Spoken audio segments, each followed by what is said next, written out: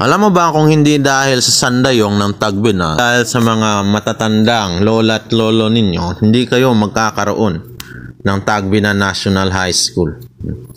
Dahil sa pakiusap ng lahat ng matatanda sa buong poblasyon at sa pakiusap na rin ng ibang barangay, nag-meeting ho yan sa isang municipality at napagdesisyonan sa taon ng 2006-2007 na magkaroon kayo ng National High School.